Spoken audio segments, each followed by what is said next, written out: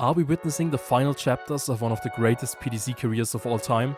Who will lift the UK Open trophy into the night sky above Minehead, and who are the biggest winners and losers of the season's opening stretch? This and much more in episode 2 of the Dartsnews Podcast.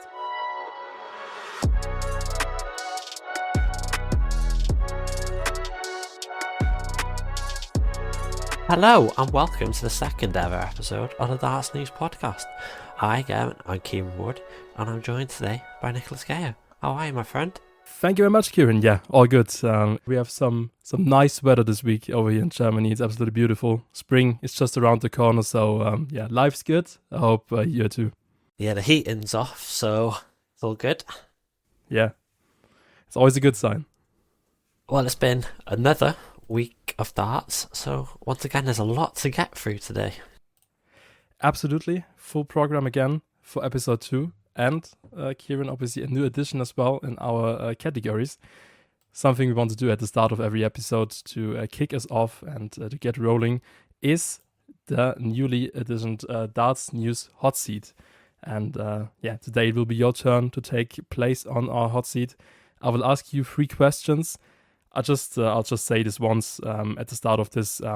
These questions are meant to sound over the top a bit at times and to be a bit spicy and a bit hot. And just to disclaim that we never meant to be disrespectful or anything with those questions. Just to put that out there before starting off. Kieran, first question, as I said, these are yes or no questions. So you can or you have to give an answer, but you can also give your reasons and your arguments to that answer for our listeners and for me as well, obviously. First question in our new hot seat is, will Peter Wright end his PDC career at the end of the year? Will this be Peter Wright's last season within the PDC? Yes or no, and why? I think yes. Okay. I'm not happy to say that because I do love Peter Wright, but things aren't looking good for him, are they? Let's be honest. Yeah. He's sliding down the rankings. He's, 70 odd average in midweek in the Pro Tour. Yep. I can't remember the last time I saw Peter Wright throw and I thought, that's Peter Wright, you know what I mean? That's a good point. Yeah, absolutely. Some time ago. And as you said, I mean, obviously the 70 odd average at the Pro Tour, I think it was on either Tuesday or Wednesday. That was pretty much the trigger to ask that question because obviously, I mean, he had difficult months already, but that game, and I saw it live on stream, it didn't look good. And that was the reason to ask you this as question number 1 of the hot seat. We move on to the second one.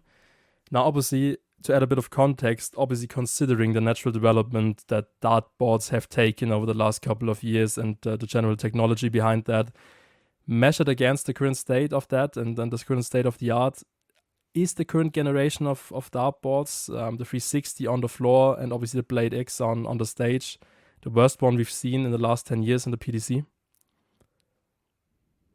I'm gonna say yes as well. Mm-hmm. Obviously, I don't think it's a dreadful board or anything like that. But if you're watching the games on TV, there seems to be so much more bounce outs, especially around the bullseye, than especially than in any years in the past. And I know people I've seen Wayne Mardle on Twitter in his Q&A say it's just a bounce out. It happens in darts, but especially around the bullseye, it seems to be happening so much more recently. Yeah, definitely. And I think it was the final between Gavin Price and Andrew Gilding on a Pro Tour on Wednesday, I think it was. And Chris Mason said that in the warm-up, Gavin Price already had 2 or 3 bounce outs on the bull. And then within the match, I think within the first legs, he had 2 as well. And Chris Mason said on comms that as a player, you can actually lose your confidence on a certain segment because you aren't sure if the darts will actually stick in the board. And then you overthrow it, overpitch it or something like that. And that obviously shouldn't be happening on the pinnacle of darts. So, You can't blame the wires nowadays either, can you? Absolutely. Those definitely aren't to blame, yeah. That's for sure. Okay, that's our second answer. Second, yes. Second one, I can absolutely understand. And then we have question number 3 of the hot seat. And this is one, obviously, looking forward ahead to the weekend after this one. Is, Kieran, the UK Open the best major tournament in the PDC calendar? No. That's a no. There we have our no. Honestly, I do like the UK Open. Part of the mystique of it is obviously the draw. Anyone can play anyone. Could literally have Luke Humphries, Luke Littler in one of the early rounds. That's part of the magic. But also, I don't think it's as good as the match play. That's my personal favourite one. Handshake. That's my number one as well. So yeah. Hey, a lot of agreeing here in the first few minutes of this episode. We need some back and forth. Absolutely, yeah. But I think we'll get there over the next few minutes and stuff. But that's it. That was the first edition of the Hot Seat. Obviously, next episode is my turn to take place, and then you'll be asking the questions. And so we've kicked this episode off now. I think you're all warmed up, Kieran. I think we're good to go to head over to the next category or to our next section in which we want to just have a little chat on Players Championship 5 and 6. Obviously not much happening this weekend, so we just thought we'd look back on Pro Tour or floor tournaments number 5 and 6. Well, obviously, Players Championship 5 saw Ross Smith getting under the way for 2026.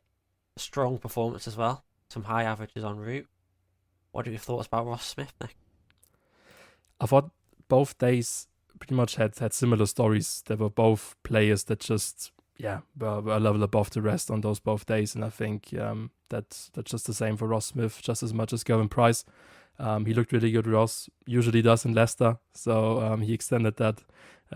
Just those wins and titles he already won in Leicester. Really happy for him. I just think, with all the stuff that's been going on in Ross' life as well last year, I think we've learned a bit about that towards the end. Just happy to see him win again. And I mean, when he's on song, he's just so good to watch. That's scoring, those 180s, and really like him as a player. So I thought it was brilliant to see him like that. Yeah, on song, he's arguably the best 180 hitter in the whole PDC, isn't he? Absolutely, yeah. Has an argument, definitely. And he backed it up as well on Players Championship 6 with another deep run. But, as you mentioned, he didn't get the title. That went to Gerwin Price. Yeah, I mean, I'll just hand that over to you. How happy are you to see the Welshman pick up another title? Well, he's playing some of his best starts he has in years, hasn't he? Obviously, the week before, against Michael van Gerwen, he had that 113 average, or whatever it was, to beat him in like 10 minutes. Backed it up at Premier League in Antwerp. And now he's got a title playing. It looked like another major title isn't too far away from him. That's what I would say. It just has to be. I mean, if you look into it, how long it has been, it's actually surprising because I think apart from 2024, when he actually had, I think, his first and only weaker year within the PDC, I think he's always been great. So actually a bit mysterious that he's not won a major in that long. But totally on the same opinion as you. I think it's just around the corner, and he's looking brilliant right now. Andrew Gilding, your man, to perform well on the Pro Tour, on the European Tour this year, as called by you in another final. He's not won a title yet, but I mean, he's good to see him as well, right? To perform well. Yeah, if he hadn't won that UK Open, you'd say he's just not going to do it in finals, is he? But he's done it in his biggest final. It doesn't make sense, really. Yeah, I mean, maybe the goal thing is the man for the big moments when the lights are the brightest. Not enough pressure on the Pro Tour. On the European Tour, though, by the way, he actually played really well before he went out to Van Veen. He did, yeah. I had close eyes on that one after your call. I'll follow him along closely this year. Yeah. But I mean, good showing from him at PC6. I've just noted down some stuff as well, some interesting stuff. At PC5, we had Karel Sedlacek in the semifinals, which I thought was obviously a surprising name there. Christian Kist making back-to-back quarterfinals. And I always think, comeback. Yeah, he's just such an interesting name because obviously we know about his problems with his injuries and stuff going on. But if his body allows him to perform well, he really does. And I mean, he can hit 9 darters at the Ali Pally, make back-to-back quarterfinals on the floor, which isn't easy. So yeah, Christian Kist, I think he's a really interesting topic as a player. He's obviously got the top end game, hasn't he? It's just, can he do it week after week for a whole season? That's the way he comes unstuck. Absolutely. Because, like you said, injuries and everything like that. Is it gout in English? Is that right? like the condition he has, gout, right? Yeah. And I think that just makes it so interesting because we all know, absolutely, and we all know that gout can be worse on some days than on others. So I think that explains a lot of that.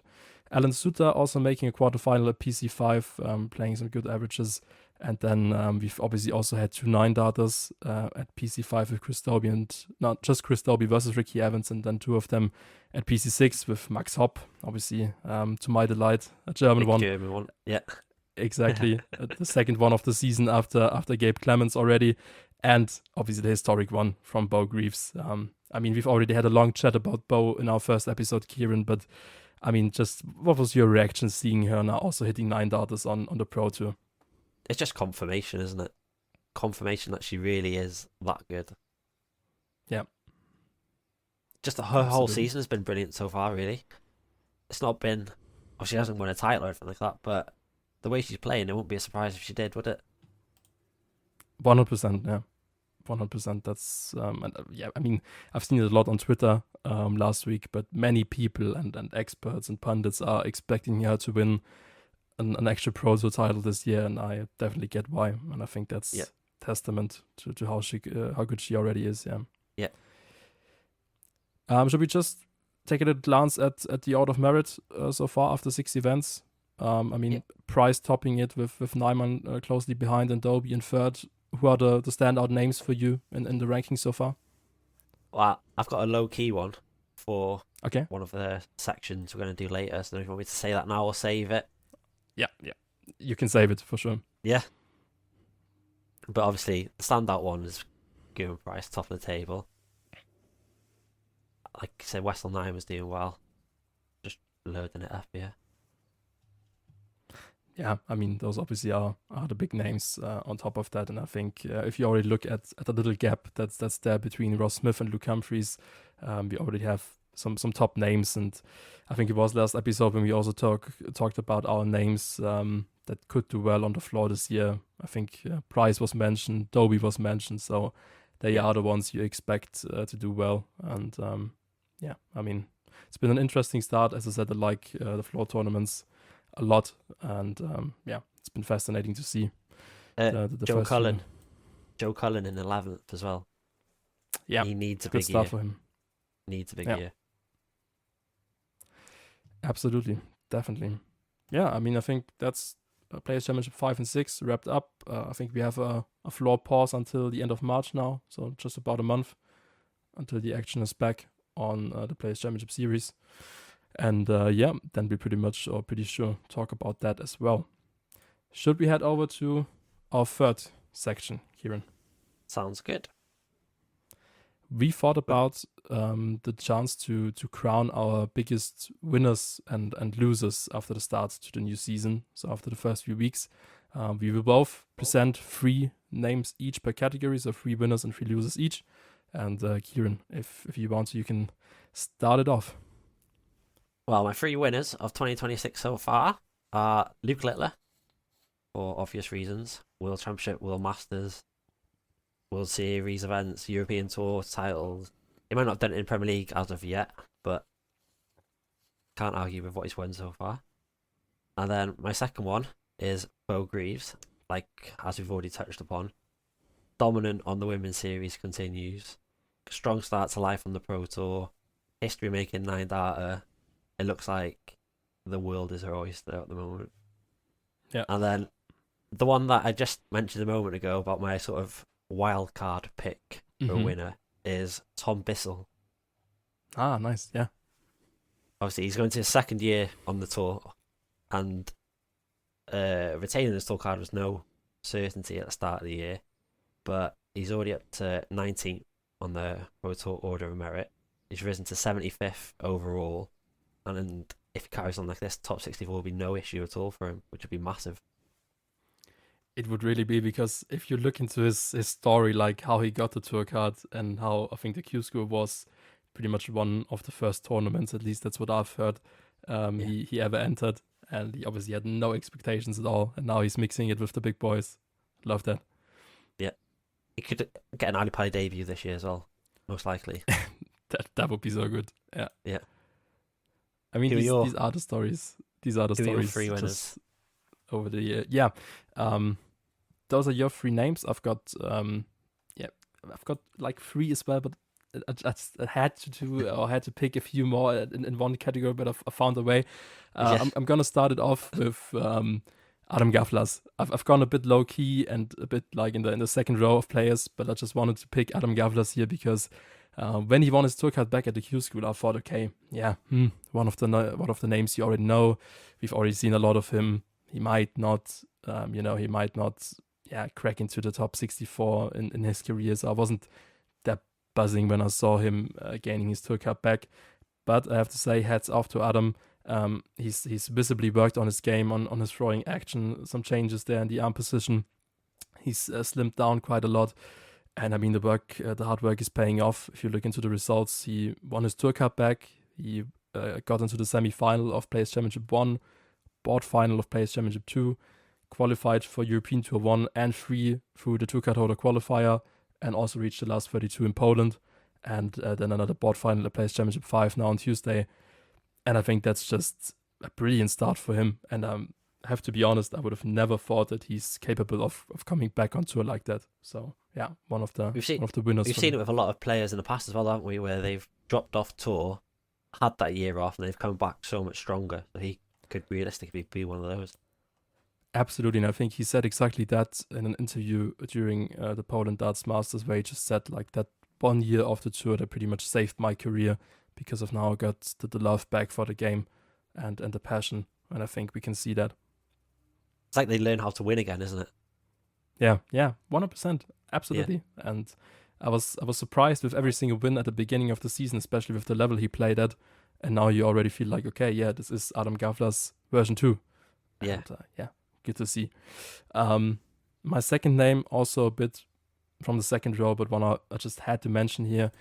You can find players with better sporting results, definitely. But I just had to mention Cristo Reyes and the way he's come back on tour. Because I mean, Cristo, he disappeared in, I think, like early 2020 when COVID came around. And then I think he stopped playing events because he didn't want to risk, I think, the health of his father or something like that was the reason for it. And then he was pretty much gone for 6 years. He entered, I think, the Mediterranean qualifier it was towards the end of 2025. Qualified for Ali Pali, impressed there with his performance against Gian Van Veen. He won his tour card like it's nothing at Q School. And I mean, now he's back on tour and he's just, I don't know if you feel like that as well, Kieran, but my feeling is like he's come back and it feels like he's never been away. He looks the same. I mean, obviously there's 2 or 3 gray hairs in Cristo as well, but he looks the same. The throwing action looks the same. The barrels look the same walk on. It's just like he was never away. And I mean, the sporting results haven't been bad as well. He qualified for 3 of the first few European Tour events via the tour card holder qualifier, which is impressive, and also reached the last 16 in Poland. And as I said, just the way he came back after so many years, I love it, and it's impressive as hell. I think the most impressive part is the fact that he doesn't look like he's missed a beat darting wise, does he? He's playing at the same level now as he was during his heyday, like 5-6 years ago, whatever it was. Absolutely. And then, I mean, if you've ever played darts, it's so hard to do because I don't know how much he played back at home, but I guess it wasn't, and I mean, he wasn't in the competition for sure. So to do that, immense.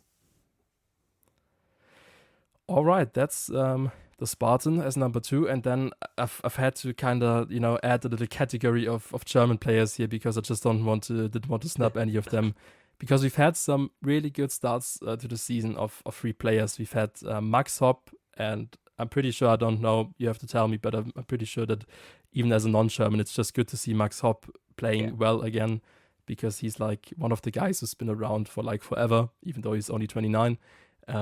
He's playing some good stuff. He's not lost one single first round match at Players Championship events yet. Only one of 2 players that have managed to do that. The other one is Lukas Wenig, my second name here. Lucas is just, it's great because he's such a nice guy. He's a bit shy. He doesn't like need the spotlights or the attention, but he does his work and he lets his darts do the talking. And so far, that's working brilliant for him. And then also Gabriel Clemens, because Clemens had some tough years in 2024 and also 2025. And then he went back to his old equipment ahead of his World Championship clash with Luke Humphries already at the beginning of the tournament. And he played fantastically against Luke in that third round match. I think it was one of the standout performances. And ever since then, he's looking to be not exactly back in his prime or anything, but back to a really good level. Already had a 9-darter, already made the quarterfinals on the Players' Championship Tour. So, just good to see Clemens playing steady stuff again as well. On Hop, by the way, my first time at Ali Pali, Hop was working in the press room on crutches, and he was saying then he's going to be back on the stage. Like he hadn't given up. He was walking around hobbling around on crutches in the press room, and he was telling people he was going to be back on the stage, and fair play's done it, hasn't he? Oh, absolutely. And I mean, he had a good first year, but I feel like he's playing even better now. And it's just good to see. As that, hitting a 9-darter as well, obviously. Yeah, just great. I mean, as a German, you obviously grow up watching Max Hopp when you're in my age. He was the standout player, and he's been away for some years, so just good to have him back. And looking like he's going to stay as well. Yeah. How high do you think he can go, though? That's a good question. I don't think he'll get back to his, like, I think he was top 20 at some point, 19th in the world or something like that. That was when he was also a contender in the Premier League. I don't think he can still get back to those heights. But I think if Max Hopp, establishes himself in like the top 50, top 45, top 40, just like with some distance to the yearly tour card fight, I think that's a great achievement. And in my opinion, he's definitely got that in the tank. Love to see it.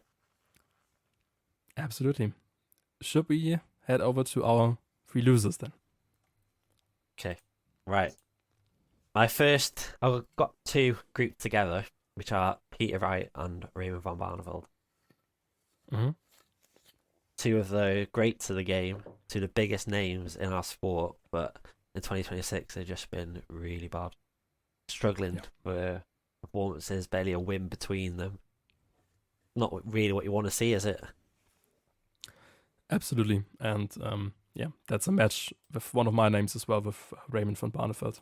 Also picked him, so definitely. I think he's paying for skipping the Masters qualifiers. That lack of match practice. Well, it's a good question. I also thought about it a lot, and I listened to a German podcast a few days ago. And they also spoke about it with Gabriel Clemens. He features in that podcast, and also Robert Marjanovic. They obviously have some insight, and they both spoke about the fact that he doesn't look like he wants to be there. And I think that's a good point, because I think he also spoke about the fact that he's only playing because of the money. And I think that is pretty much the combination of death, because you don't want that, the pressure of money and the fact of not enjoying the game and of not enjoying your presence at tournaments. And I think that's probably the big issue with him, yeah. But then that's probably like the opposite of Peter Wright, isn't it? Because he doesn't need the money. He wants to be there, and it's just still not producing, is it? Absolutely. And I think you've made the best point at the beginning of the episode with saying you've not had a match, or you can't remember when the last time was when you saw Peter Wright play and you thought, that's the 2-time world champion we all know. Yeah. And I think that's spot on. Probably against Luke Humphries at the Worlds. It's like well over a year ago now. Absolutely, yeah. And my final loss, this might be a little bit more of a loser, it might be a little bit more controversial one, is Danny Noppert. Okay. Mm-hmm. Went out early in the Worlds. Obviously, would have expected a lot more. Missed out on Premier League selection, which was a big blow. And then he got his World Series call-up, but didn't really make the most of it in Bahrain and Saudi with a couple of early exits. And he's not had the greatest start to the Pro Tour. I know he's not 10th overall, but it's not like he's picked up a title or got to a final or anything like that. It's just kind of been going about his business about being spectacular. Interesting, but good point. Now, I would have never thought of him when thinking about losers, but you're right, yeah, absolutely. And I think, as you said, I think the World Series call-up was a big chance for him to show, and also tipped him to show the PDC, like, I should have been in this exact lineup, instead of one or two other names, as we've discussed in the last episode. But as you said, he didn't take that chance, and he definitely hasn't caught the lights so far this season. So good one. Yeah, a little bit different because he's not as in a loser because he's still doing okay, but it's just I think from what everyone expected of him, it's not really hit the heights, has he? Yeah, for sure. I think in a specific context, as you said, 100% a candidate for this. Yeah, absolutely. So who have you got then? Yeah, as I said, one name is already ticked off with Raymond van Barneveld. We don't have to talk about him anymore. Definitely agree with you there. The second name I think we just have to feature in this list is obviously Dimitri van Bergh. I think him, Barney, and Peter pretty much are the three big names. I think it's outstanding to see them struggle like this. And for Dimi, if you look into the numbers a bit, he's won his first game of the season on the floor, not including the Masters qualification, 6-5 against Niels Sonneveld, and he averaged 103. And after that, he went on to win one more game and lose 10. And I think that just tells you all you need to know. He averaged around 77 at one point, 71, 76 two times, and 75 within those 11 matches. And as I said, 2 wins this season so far. And if you watch him play, you don't really see any problems with the throwing action, which I think makes it an even bigger mystery, because sometimes you can see players who are obviously struggling, if it is with releasing the darts, some early signs of dartitis, for example, or with just having lost their throwing action. I think Martin Lukman, it was last year, who then all of a sudden started having his arm up higher a lot than he did at the Grand Slam, for example, and then you can visibly see that they are struggling and that they have some problems. But I think that's not the case with Dimi, and still he's not playing good. So I don't know. What are your thoughts on Dimi? But what's the reason behind this? I think for Dimi, it's more mental, isn't it, than anything else. He's always been one that overthinks everything about darts, and that's just starting to catch up with him now. Because especially if you're winning and you're thinking too hard about your wins, that's not necessarily a bad thing. But if you're losing on repeat, then you're overthinking these losses, then you're thinking about what to do more and what to do different every single time with every single dart. That's going to catch up with you, isn't it? It's not going to help. Yeah. I've got that exactly written down in my notes here. He's just the most overthinking or overthinker type of dart player I've ever seen, because as you said, even when he was successful, it looked like step by step he's overcomplicating the game with stuff I don't want to discredit, because you can do that, and you may have success within a mental sport like darts, but the breathing techniques and all that stuff, he just didn't look himself. If you think back to Dimi, I think in 2017, 2018, when he was just so fluid and he was just having fun out there, it's not really anything left of that. So absolutely. With that though, do you think it's possible to get back to that Dimi where he just gets up and he throws 3 darts, or has he gone too far? It's a really good question, and I think you probably need something like a hard drive reset for that, just to because you can sometimes know too much about something, and then he's got like, whenever he steps up to the arc, he has like 400 different things and techniques and stuff on his mind, and to get rid of that and just throw those 3 darts can be difficult for sure. So good question, but interesting to know how that would be possible. Yeah, maybe a year off the tour might help him. It could happen. I mean, now obviously in just over a week time, he'll be defending a big prize check at the UK Open. And I think after that, it could be looking quite dark. And I mean, if you just don't win any matches, and you won't win any matches with 75 averages, this year could be hard for Dimi. Yeah. All right, now to close this category off, one last name from my side, a German again. Obviously, I had to get the German focus in again. But I really think so that Martin Schindler is one of the losers of the early first weeks of the new season, because we've seen some worrying signs of him in the first 3 tournaments. In Players Championship 1, he lost with a 66 average, the lowest ever average of his PDC career, in a whitewash loss against Mike Koevenhoven. I watched that match. it was the first streamed match of the Players Championship season. I was really hyped seeing Martin Schindler again, doing my live blog and stuff. And then he turned up. He had his old darts out again, like they aren't even from his current sponsor. An old L-Slice set up on there, so that didn't look good already. He himself didn't look good. Then he threw his first dart on bull towards treble 3, so completely wild. And then lost with a 66 average and just looked like he's struggling. And I was really, really worried after that performance. And he did better afterwards. He reached the second round the day after. Now on Wednesday, there were some promising signs with reaching the board final, also averaging 104. So it looks like he's getting back to his usual level. But still, I think we are all waiting for that one German to crack into the top 10, to maybe win a major, to play the Premier League, for example. And Martin Schindler, towards the end of 2024 and the beginning of 2025, looked like he could be the one winning 3 titles on the European Tour, winning titles on the floor. And I think if you take that development and you thought that was just a start, you just have to say that now is a step back, because he obviously is struggling right now. He has problems within his game. I'm pretty sure that he'll be able to deal with them rather sooner than later. But right now, speaking after the first few weeks of the new season, I think this is a step back, and he's one of the early losers of this season. What do you think are the potential reasons behind that drop-off, though? Because at the end of 2025, he still seemed to be playing all right. Even at the Worlds, he wasn't exactly awful, was he? Absolutely not, no. But I think there were already some signs towards that time of the year where he had just massive struggles with throwing into the 5s a lot. So he had that drive into the left from the 20 segment.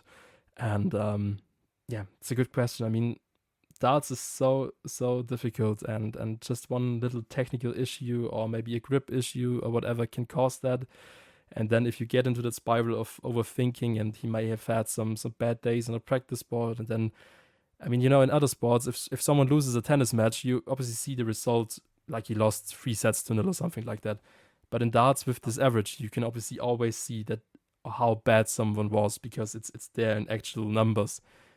And if you would have seen him lose to Mike Koivenhoven with a whitewash, you would have obviously thought, okay, that wasn't good. But then you have this number of 66 in the average, and I think that just puts it down massively. And darts is a hard and tough game at some points. But good question. I have absolutely no explanation for that. But as I know Martin Schindler, I think he'll get back to the drawing board and just put in the hard work, and I think he fixed it. But yeah, as I said, I didn't expect him to have such issues in the first weeks of the new season. Gonna be a big UK Open for him, isn't it? Yeah, absolutely. I'm excited to see him play there, and I hope that he can kick the season off now after he did well on Wednesday. Yeah. Speaking of the UK Open, Kieran, what are we going to do next? We've got our UK Open predictions, Nick. Oh, yes. So we're going to go for a tournament winner, the biggest dark horse, the biggest surprise of the tournament, the top 32 seed most in danger, and will there be a 9-darter? Exactly. Yeah. So 5 little categories within the section. And I'm just going to hand it over to you, Kieran, who will win the title, who will lift the title in the UK Open 2026. I have not gone for a shock. I've gone for Luke Littler. Yep. I don't think I really need to explain it, if I'm honest. Yeah, fair enough. The only thing that could get him unstuck is a nightmare early draw, like we talked about before, where he gets Luke Humphries first up or something like that. Mm-hmm. What about you? Yeah. Who have you gone for? Yeah, the same, of course. Now I have to be boring as well. It is just Luke Littler, and I thought about it a bit, and I think the explanation, if you want to put one there, because as you said, you don't need to. Yeah, I just thought about it, and in the end, there are so many players in this draw, and there's only one of them who doesn't have to fear any draw, because whatever he gets drawn against, he is the favorite. Even if it is Gian van Veen or Luke Humphries, he's still the clear favorite. That's how good he is. So I think in that format and how the UK Open works, that's just obviously the yeah, the biggest strength you can have within the tournament. So Luke Littler for the title for me as well. Yeah. And then we move on to the biggest dark horse. And for this, I've gone for Ross Smith. Nice, yeah. We touched on earlier, a strong Players' Championship for Leicester midweek, won the title, backed it up the next day with another deeper run. He's hitting these big averages, he's firing in the 180s as he does when he's at his best. He's already a proven major winner at the Euros a few years ago. And I just think that if he does get a luck of the draw, and he avoids people like Littler, it could open up for him. Yeah, good one. Nice, I like that. My dark horse for the title is Wessel Nijman. I think we've already talked about it last episode. You've also said that you expect him to do better on the TV stages this year. That's, I definitely agree with that. And I don't expect him to get the title already next weekend. But I thought about it and I thought, the UK Open could be quite good for him because there are a lot of outer boards and a second stage and smaller boards. And I think that could be something that suits him better. Obviously, in the Red Spa, you have masses of fans as well and a real heated atmosphere.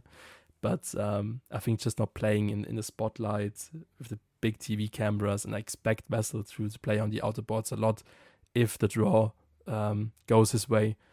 Then I expect the format and that of the UK Open to suit him quite well. And maybe he could have a good run there on next weekend, yeah. Yeah, I could definitely see that happening. And like I said last week, or whenever we did it before, I do think this will be his year where he gets that breakout on TV as well. Yeah, absolutely. So now we go to the biggest surprise.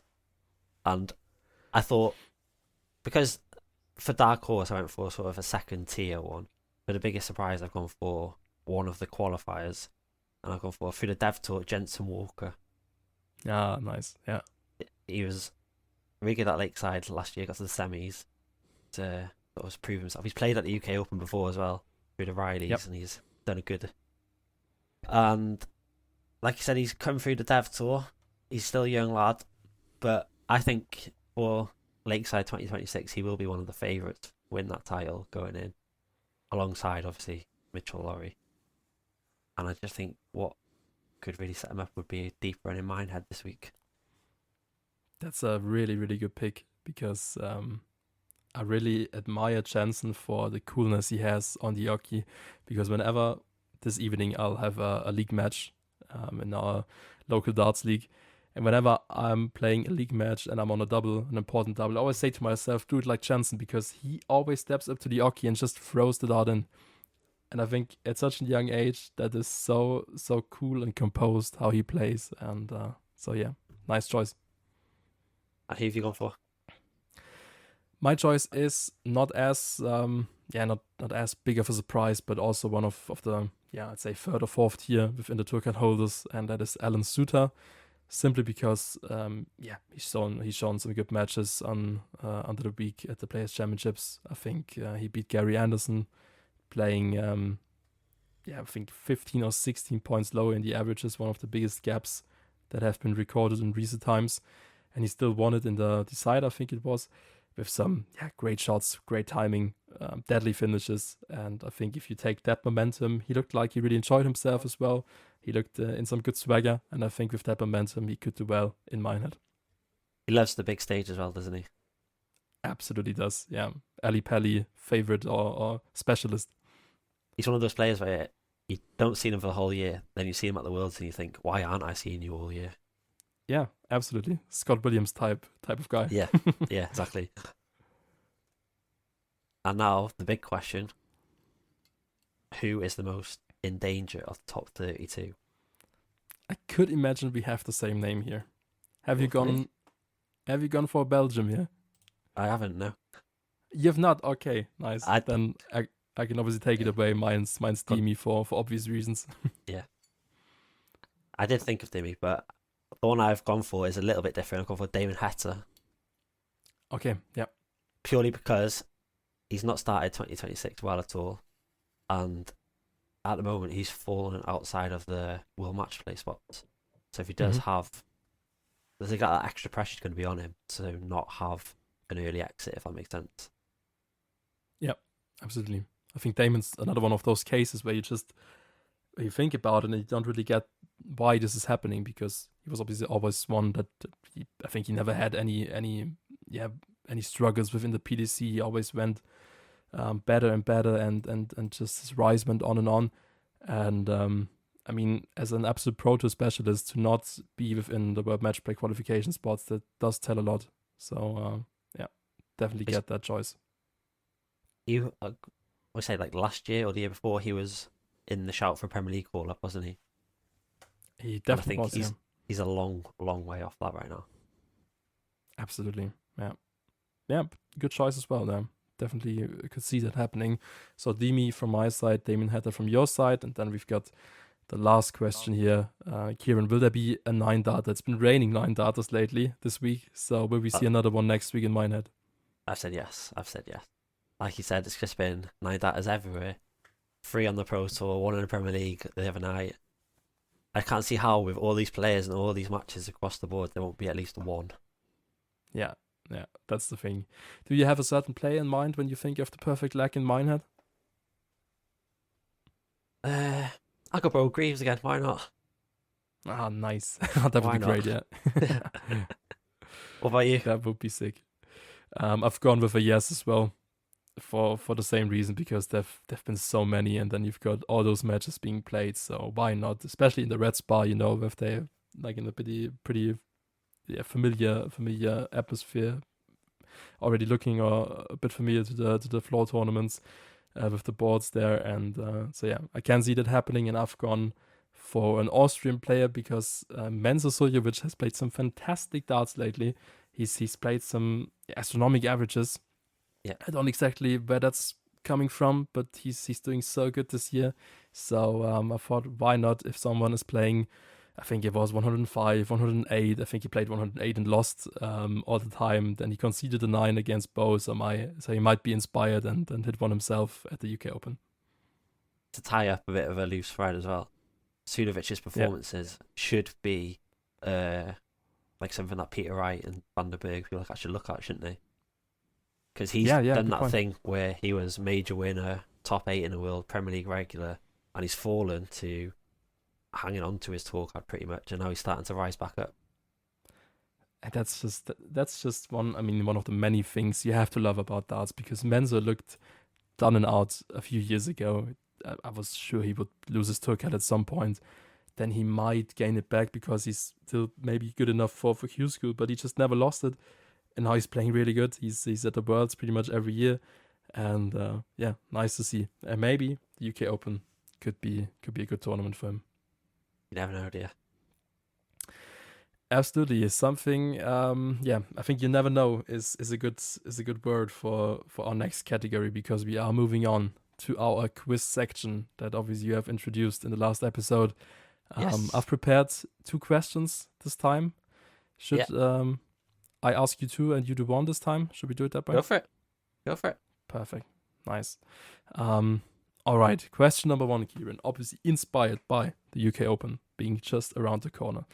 I think we can all remember the 2018 edition of the UK Open when everything and everyone was covered in snow. We've had players playing with hats on and all that stuff, and a behind the closed door events. One of the only ones besides COVID, obviously. So that was a legendary edition of the UK Open, and I wanted to ask you, how many of the 8, because there were some wild ones, of the 8 quarterfinalists can you still remember? Oh, I'm pretty sure that's the one that Gary Anderson won, isn't it? Yes. Yeah. Absolutely correct. Was that the year John Parr came back as well? Strong. That's really strong, because when I saw that, I didn't have that. I wouldn't have remembered that. But absolutely, I remember it's like correct, out of nowhere. It was out of nowhere. Yeah. Just Peter Wright, was he there that time? He was not in there. No.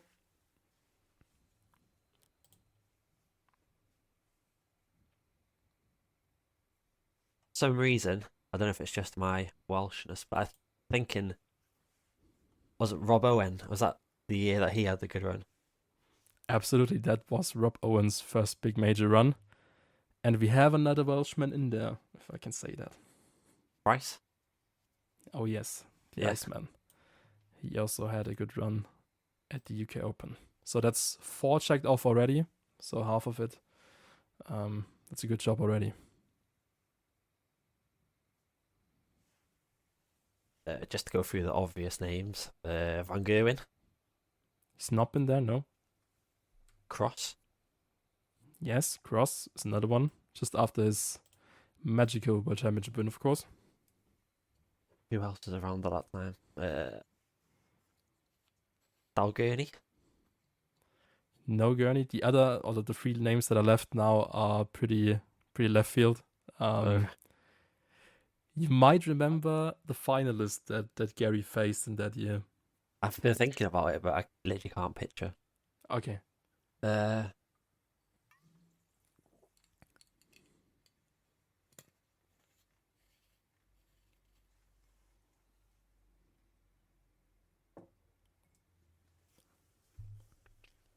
No, I can't think of who that finalist is. It's not like Ryan Searle, is it? Something like that. No, not Ryan Searle, no. Not the practice partner. Hey, well. Now you have to tell me. You have to tell me. Yeah. Hey, but good job. That was strong. I wouldn't have known that much for sure. We've got David Pellett in there. He was a quarterfinalist. Wild name.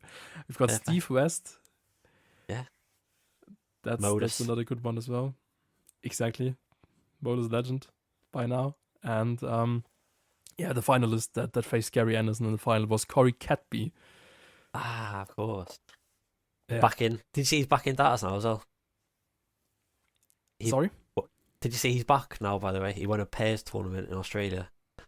Did he? Oh, okay. Yeah. With his brother or something, I think. Okay, I thought he was back in prison or something like that. Only read about... I seen it on Facebook the other day. Okay, nice. Because obviously there was that news, I think, towards the end of last year where he broke into his, I think, some family house or something like that. But okay. Yeah. I mean, good on him. If he focuses on barrels a lot more, then it might be good for him. Good stuff. All right, but yeah, that's question number 1. As I said, good job from you. 5 of 8. Really good. I've got a little bit of a bigger net to cast for you here, but as our resident German darts expert, I want to see how well you're going to do. It's every German PDC World Darts Championship competitor. There is all right. There's 21 in total. Okay, nice. That's a nice question. I love that. All right. Let's get some of the legends out of the way. Andre Bergh and Shorty Thomas Seiler. 2. One of the very early ones. Then, okay, let's get the obvious out of the way. Schindler. 3. Clemens. Then we've got Hopp. Yeah. Lukas Wenig. Yeah. Dominik Grüllich. 7. Ricardo Pietrezco. 8. Nico Springer. 9. Just thinking of all the ones of this year. Arno Merck. 10. All right. Okay, I think obviously Florian Hempel. Yeah, 11. I think those are all the ones that are currently still playing, if I'm not mistaken. Let me have Kai Gotthard, obviously. Yeah, 12. From the new tour card holders, Ruprecht never made it. The other ones are too fresh. From last year's, I don't think either. Okay, so I think that should be that. Okay. So how many is that, and how many do we have in total? 21. You've got 12, and there's 9 more to go. 9 more to go. Okay. Yeah, I've got one face on my mind. He was one of the early ones as well, just around with Seiler and Bergh, that people didn't like that much, but I'm struggling to find his name right now. We've obviously had Kevin Munch beating Adrian Lewis back then. Yeah, that's a good one. One of the big stories. I think the youngest ever player did Luke Littler beat him? That was damn it. Okay. I'm missing the last name here. Fabian Schmutzler. Yes. I wouldn't have got that Fabian Schmutzler. He was one of the youngest ever ones. That was a crazy story because I think he only played like one weekend of Dev Tour and made the qualification. That was completely stupid. So Fabian Schmutzler, the German wonderkind. All right. I'm hanging on to that name. I have to get him. He played the World Cup as well. I might think of him later. Okay, how many do I have left?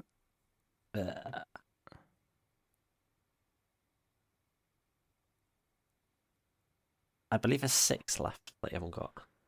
Okay, the question is, and I don't think he was... Robert Marjanovic never played for Germany, did he? I think he was Croatian. Yeah, on the list that I've seen, he was Croatian. All right. Yeah, so he's not one of the names, yeah. Not ones I've listed down anyway. Mm-hmm. Probably missing one of the more recent ones as well. 6 is still too much. I have to get more.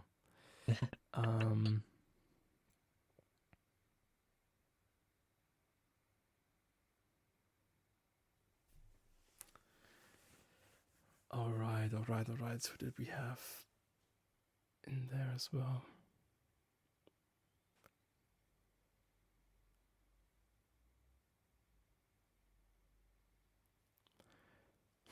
Did Puls ever qualify for the PDC one?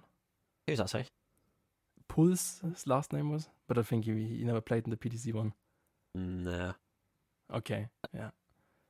I'll give you some of the dates. Yeah, that would be good, yeah. The dates of their debut year, this is, okay? So, 2008, 2010, 2011, 2015, 2016, 2017. Okay, so at least around that kind of time. Okay, I've not missed one of the current ones. That's good already. I'm stuck with this one name. I've got his face on my mind. I've picture him in the Germany dress playing the World Cup. He was one of the big names back then. Then he disappeared, and I said that the German fans were never the big fans and supporters of him. I'm struggling to find his name here. Okay, 2017, 2016. Could that have been? Nico Kurz. Yes, that was 2020. I thought you'd said that one. So that's a bonus one for you. Okay, nice at least. Yeah, he would have won that. He would have been one that would have been a bit annoying because he obviously nearly hit the 9 data. Yeah. I think the 2016 one was involved in one of the greatest first or second round René games. Eidams. Damn. Yes. The cube, of course. Yeah. Yeah. Van Geuren. Okay. Just give me a few more seconds thinking of that one name. But I think then I'd have to settle with this.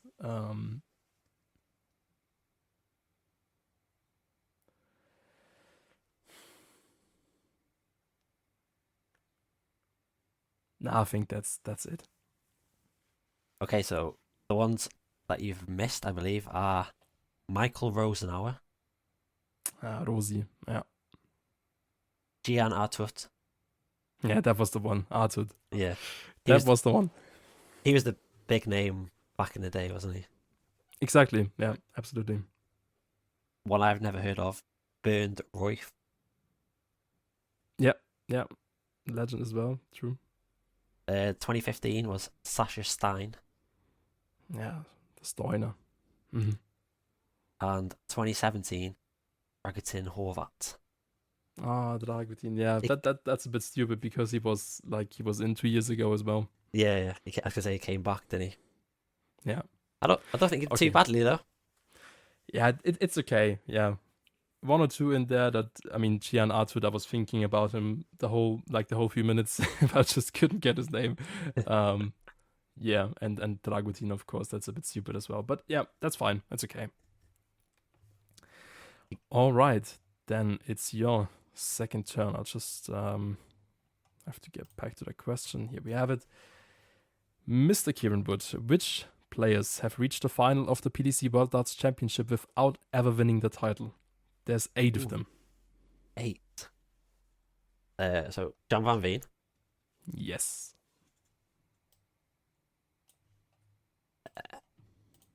Thinking back a bit, Mark Durbridge.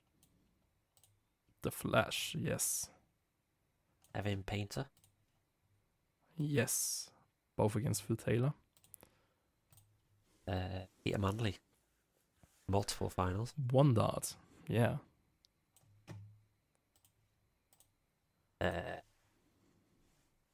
Andy Hamilton. Mm-hmm. Correct, 2012, 80 Lewis.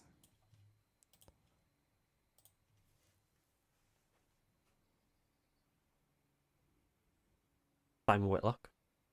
2010, Phil Taylor, of course. Only missing 2. 6 done already.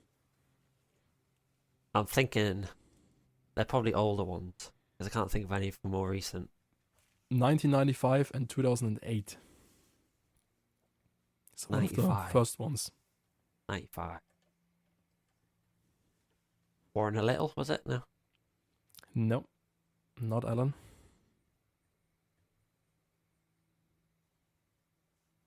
Oh, 2008 one is Kirk Shepherd, isn't it? Oh, yes, it is. The most random finalist. Yeah, absolutely. I think the biggest one-hit wonder of darts, right? Yeah. Has to be. Literally. Now the old one. Only one missing. That's really good. It's not Bristow, it's not Lowe. Not Jockey. Rod Harrington? That's checked off. That's our first flawless one. Nice. Aye, round of applause. Aye, really good. Strong performance by Kieran here, naming all of the 8 finalists that have never won the World Darts Championship title. Good one. Nice. Yeah, and rightly so.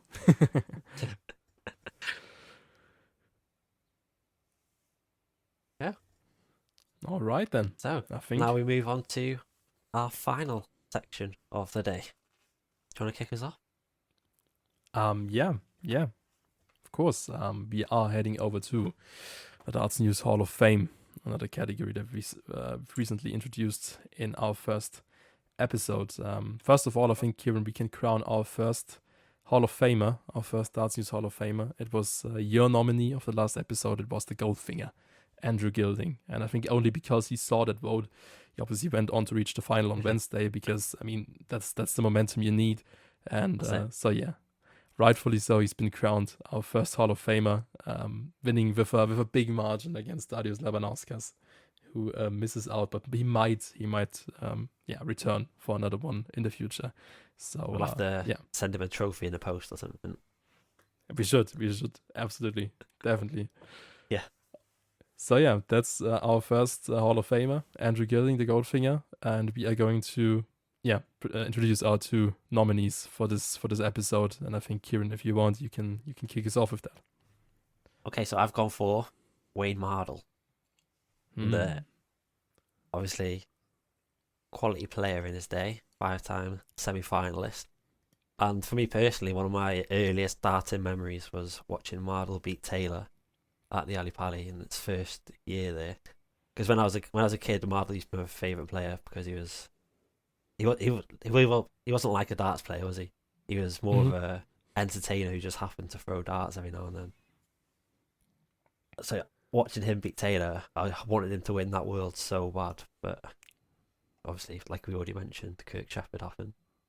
Yeah, absolutely. But since retirement, he's gone on to be the leading darts broadcaster in the UK. I don't know how much you see of him in Germany when he's on Sky Sports on ITV, but yeah. A lot, actually, yeah. What are your thoughts on his broadcast? Do you like it, or...?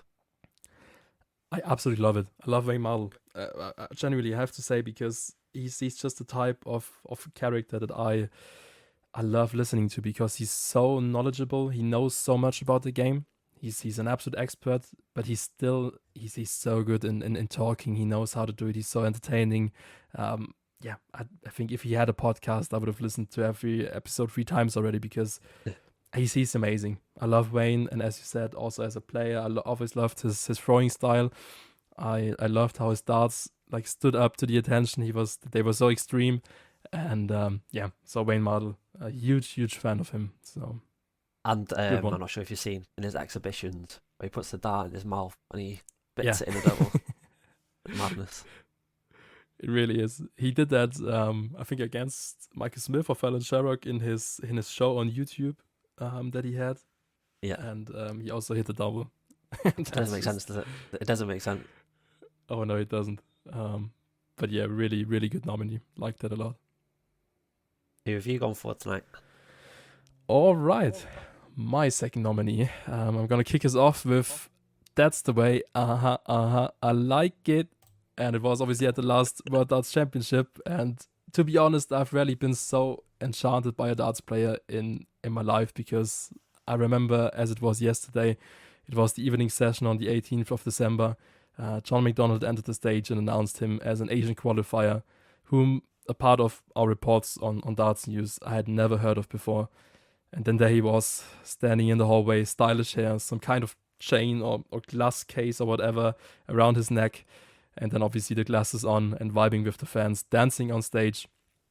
But not only that, when Game On was called, he just didn't stop the party. He won the first set against Michael van Gerwen, leaving the 3-time world champion frustrated when he left the stage for the first break. And then, although he went on to lose the match 3-1, I think he won a lot of hearts and fans at the Ali Pally, and he was my personal favorite discovery of the 2026 World Darts Championship, and that was Mitsuhiku Tatsunami. That was an incredible day. That really was. Yeah, because that was the evening session when in the afternoon, David Munya had done his magic.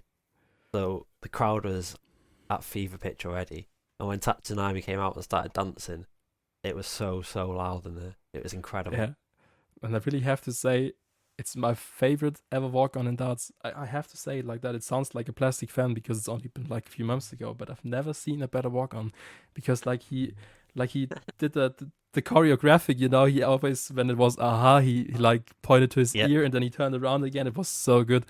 And on finals night, when the World Darts Championship final was, I had a few mates over and we watched it together here at my place. And we listened to that song because after the final, we went on to play a few matches on the Scolia. And we literally listened to that song for the whole evening and watched his walk on YouTube. It was stupid. But yeah, as I said, Mitsuhiku Tatsunami, my discovery of the World Darts Championship. I hope we see him back next year. I really do. Every time you thought he was about to finish, he put his hands to his ear again and he'd kick it again. Exactly. Yeah. Incredible. No, just so good. You don't get that in any other sport. You don't. You definitely don't. No. I don't want to sound like it's important or anything, but just the looks, his looks with the glasses on and his hairstyle, and it was so good. So yeah, special man, special player. And again, unfortunately, from my perspective, up against a very big rival in Wayne Mardle, a very good pick from you as well. So it's the listeners again who can decide. We will obviously add a poll to our episode again, so the listeners can have and leave their vote, and then we'll see next episode who will be the second Hall of Famer of the Dartsnews Hall of Fame. Can't wait. All right, Kieran, I think that's us done, right? I think it is. Been a pleasure. Absolutely. Thank you very much for taking time. It's been great fun again. And thank you so much for the time. Thank you so much to our listeners for listening. Obviously, as we said last episode, leave feedback in the comments, write us an email, contact us on our social media, whatever. Give us your honest opinion, wishes for the future, things we can do better. We will obviously listen to that. As I said, Kieran, thank you very much. And hear from you soon. Yes, see you soon, mate. Bye-bye.